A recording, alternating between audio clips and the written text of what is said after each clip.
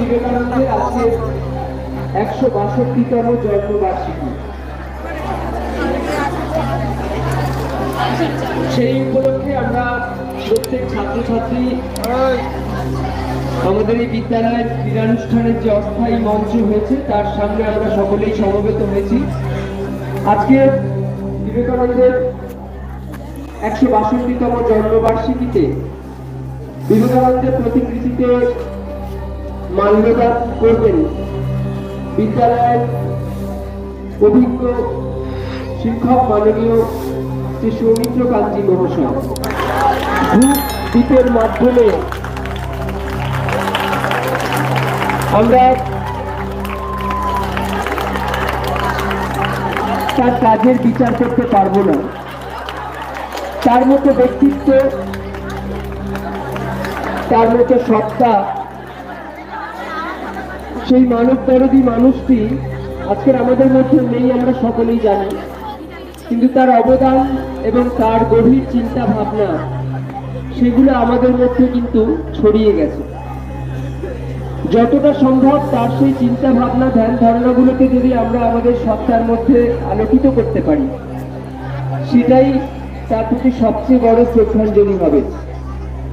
এবং বিবেকানন্দের আজকের এই জন্মবার্ষিকীতে বিদ্যালয়ের শিক্ষক মাননীয় শ্রী বিধানচন্দ্র নস্কর মহাশয় তার সম্পর্কে দু চার কথা বলে তারপরে আমাদের এবছরের যে বার্ষিক ক্রীড়া প্রতিযোগিতার মূল পর্বে আমরা শুনব।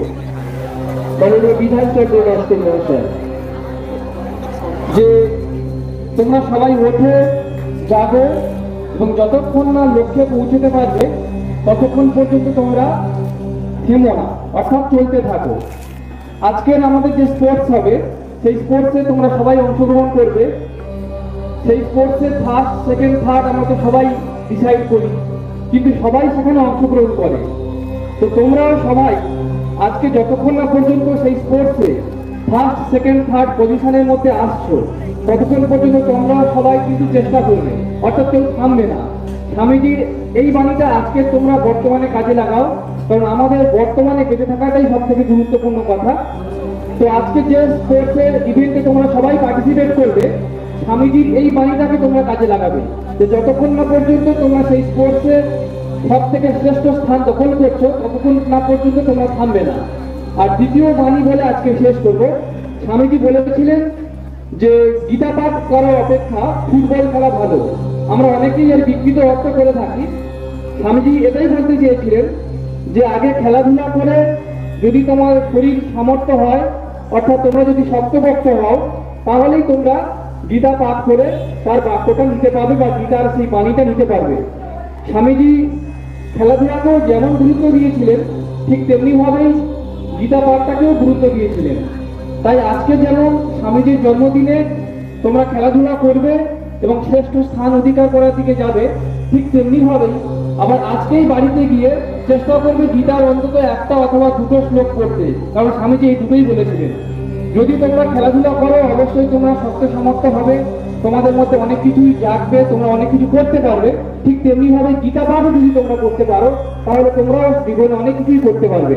তো স্বামীজির জন্মদিনে এটাই হবে তোমাদের সমস্ত সৌভাগ্য যে তোমরা খুব ভালো করে খেলাধুলা করবে এবং তার সঙ্গে সঙ্গে খুব ভালো করে যে কোনো ধরনের ধর্মগ্রন্থ তথা গীতা হচ্ছে ধর্মগ্রন্থ নয়, ভারতবর্ষের তথা সারা বিশ্বের শ্রেষ্ঠতম গ্রন্থ, যেখানে মানুষের সমস্ত প্রশ্নের উত্তর পাওয়া যাবে।